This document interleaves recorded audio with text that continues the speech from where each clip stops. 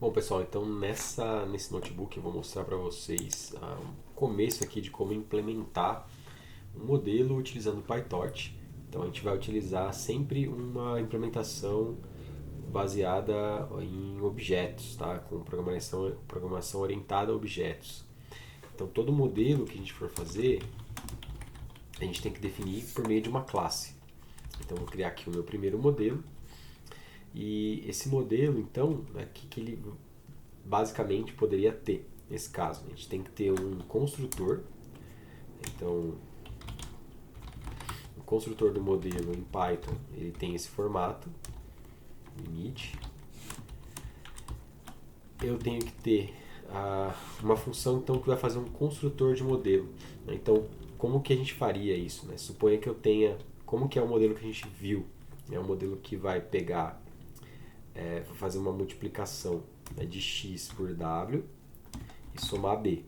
Então esse é o formato, né? O formato de um modelo linear, como se fosse um perceptron, por exemplo. Né? O perceptron ele faz exatamente isso.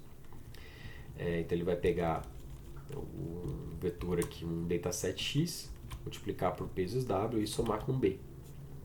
Então o que a gente precisa numa inicialização? Inicializar w e b. Então no construtor ele inicializa os parâmetros. Então eu vou ter os parâmetros w, a gente vai inicializar, e os parâmetros b também. E aí tem algumas coisas importantes, né, interessantes nesse tipo de cenário.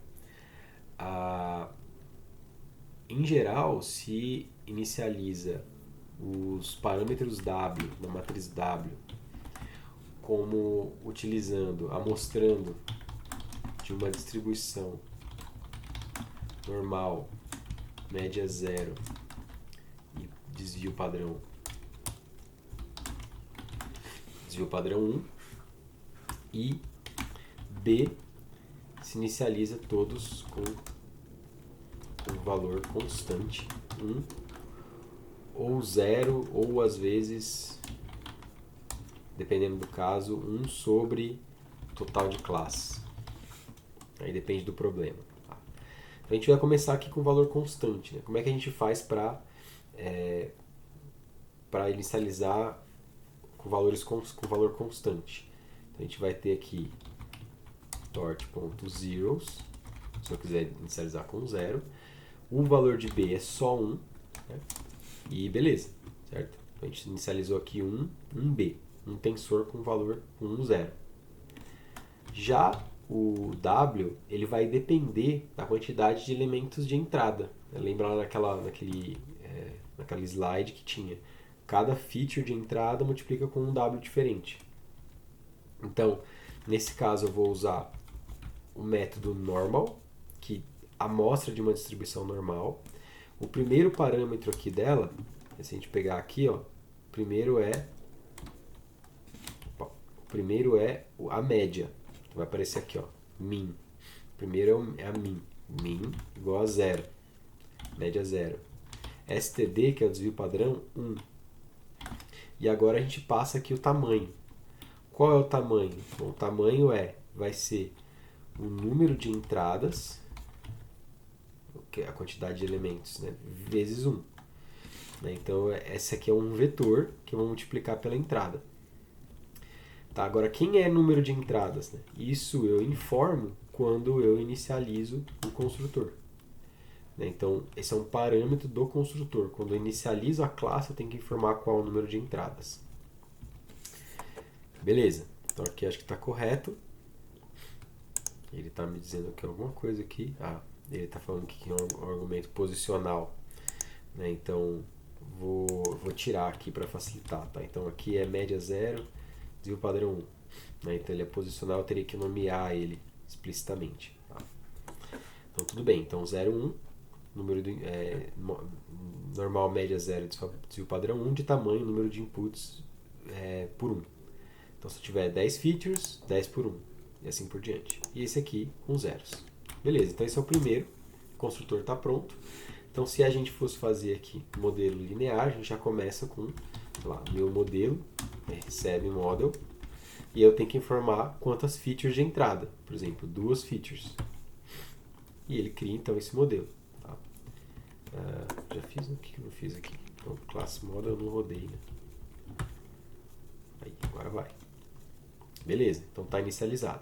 Bom, isso não é suficiente, né? Isso não faz nada a não ser simplesmente inicializar. Então, se eu olhar aqui W, ele vai ter, se eu tenho 2 entradas, ele tem 2 valores aleatórios. Se eu inicializar de novo, ele vai ter outros valores aleatórios.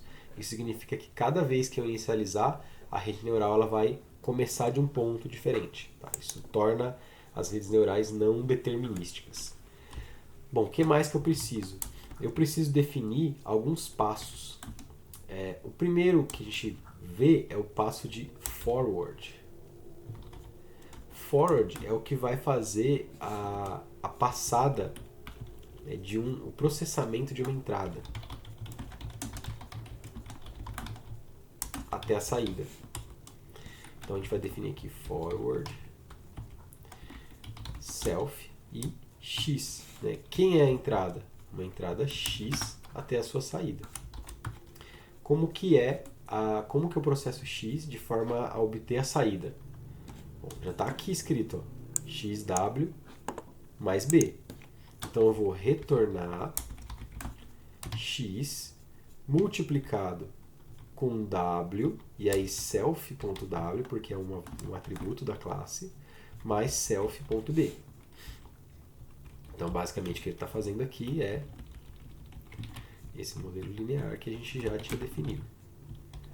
E, bom, tudo bem. Então, vamos fazer aqui essa classe. Definir o modelo, está inicializado. O que eu posso fazer? Então, myModel.forward. Posso pedir para ele passar alguma coisa ali. Então, sei lá, 1 e 1. Bom, aí não vai dar, né? Porque eu estou passando uma lista e eu preciso de um tensor. Então, lembrando, torch.tensor. Então, tudo é tensor que eu tenho que passar aqui no formato torch. E também ele esperava um tipo de escalar, né, um tipo de dado e recebeu outro, então não é legal isso, então que a gente já sabe aqui, né? Tem algumas coisas que a gente vai precisar se preocupar na hora de fazer os tensores aqui, etc. Então vamos pegar dtype igual a torch.float32. Vamos ver se isso funciona. Agora sim. Então, o que ele fez? Ó? Basicamente, ele passou, se a gente olhar aqui para o W, ele passou o valor 1, né, que é o primeiro, multiplicou por 0,18, o outro valor 1 multiplicou por 0,65, somou os dois, deu 0,84, e somou 0, que o B aqui é... B é 0. Né? Então, foi isso que ele fez. Isso aqui tem alguma utilidade? Por enquanto não.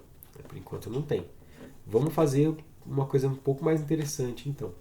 Vamos gerar aqui um dataset um pouquinho melhor do que esse que a gente fez aqui, 1 e 1. Vou gerar um dataset de treinamento para um problema de regressão. Para fazer uma regressão. Uma regressão fácil, na verdade, de ser aprendida. Eu vou gerar 20 valores. E aí, vou aqui virar com o valor correto.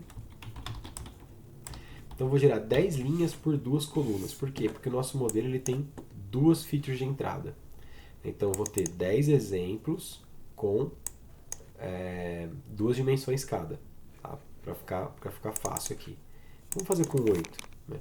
Se fizesse com 8 por 2, daria 16. Né? Então, 16 elementos com 8 por 2 de entrada.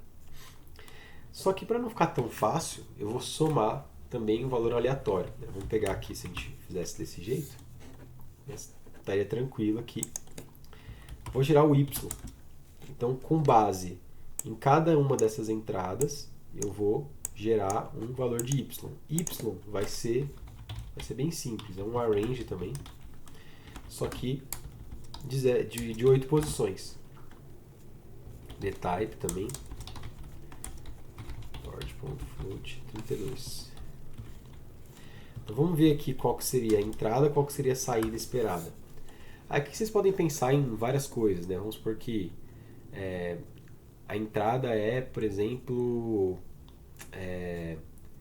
o preço de alguma coisa em reais e aí você quer saber o preço em dólar, sei lá.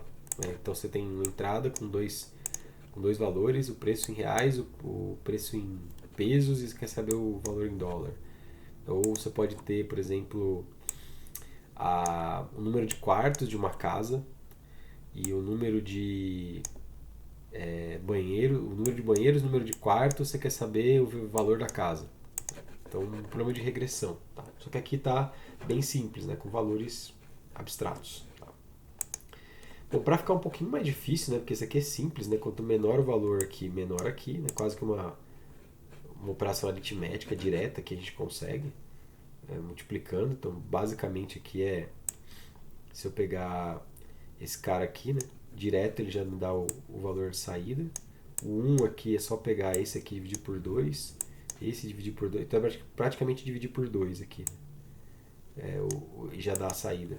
Então só para dificultar um pouco, o x eu vou somar um ruído.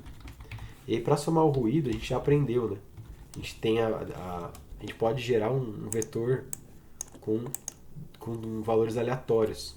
Então eu vou gerar com média zero, só que o desvio padrão eu vou gerar um pouco menor. Por quê? Para não ficar muito grande o ruído. Então eu vou gerar com desvio padrão de meio. E qual o tamanho? 8 por 2. Aí vocês vão ver aqui, ó, que a matriz ela vai estar um pouco distorcida agora. Então não vai ser tão exato, vai ser um pouco mais difícil aqui.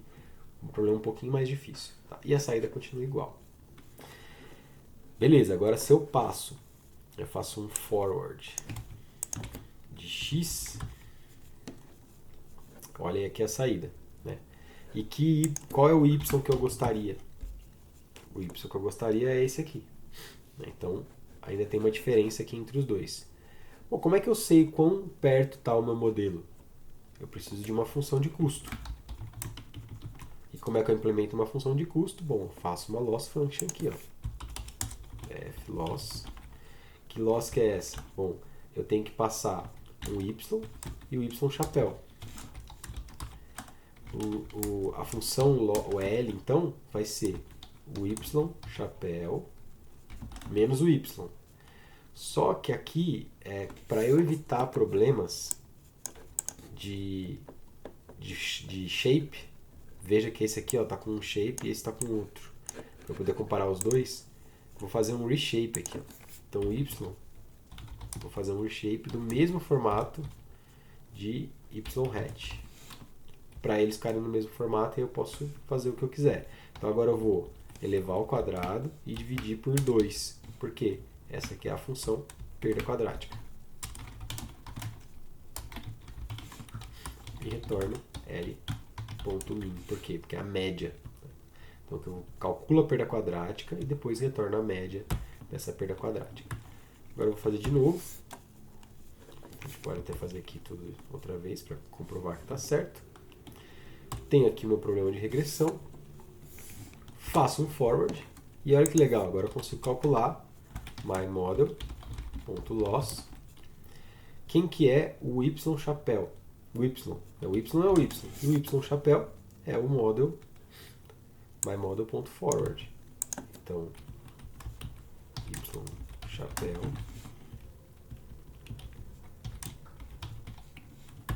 e aí eu sei qual é o custo. Então, o custo de escolher esse modelo aleatório com esses parâmetros, com base na entrada e saída, é 168. Então, esse é a loss, essa é a perda quadrática média para esse modelo. O legal é que se eu sortear de novo, né, como esses valores são aleatórios, o que vai acontecer? Esse valor da perda vai mudar. Então, a perda inicial, ela muda. Agora deu 62. Então significa que eu já sorteei um cara um pouquinho melhor do que o anterior. Tá? Então a gente começa por aí. Tá? Como é que a gente faz agora para continuar isso? Para continuar a gente vai precisar de implementar o gradiente. A gente vai precisar implementar o gradiente, a descida do gradiente. Bom, para poder fazer isso, a gente vai ter que alterar WB. Por quê? Esse WB eu vou ter que computar o gradiente com relação a W e com relação a B. E aí o PyTorch tem um parâmetro que é requires grad. Eu vou setar ele como true. Isso significa que eu vou requerer um gradiente para esse cara. Notem que quando eu faço isso aqui, ó, esse parâmetro aqui, requires grad, que está sendo sugerido, ele por padrão ele é falso. Tá? Então se a gente fizer isso, quando eu olho, ó, ele já aparece aqui, ó, mudou um pouco. Né? E quando eu fizer o forward e calcular a loss, olha só, aqui, ó, ele já mostra para mim quando eu faço forward com o x, essa saída, ele já tem aqui uma função de gradiente, né? Que está embutida aqui dentro. Então a gente vai poder usar isso aqui depois para poder computar a descida do gradiente. Tá? Então é importante que a gente saiba esse ponto, chegar até esse ponto aqui. Bom, então isso aqui é um perceptron, né? Ou seja, quer dizer, a base aqui de um perceptron. Eu poderia também adicionar uma função aqui, uma função de ativação. Esse cara não tem função de ativação, a função de ativação dele é linear, né? Como se eu tivesse uma função linear, ou seja, ela não faz nada, né? É identidade. A gente poderia fazer alguma coisa um pouco melhor. Tá? Mas essa aqui é a base do modelo que vocês precisam fazer. Tentem fazer a mesma coisa agora, né, e usem outros modelos aqui com mais entradas. Tentem gerar um datasetzinho pequenininho, né, fazer um forward e ver se vocês conseguem aí, que já é um bom começo.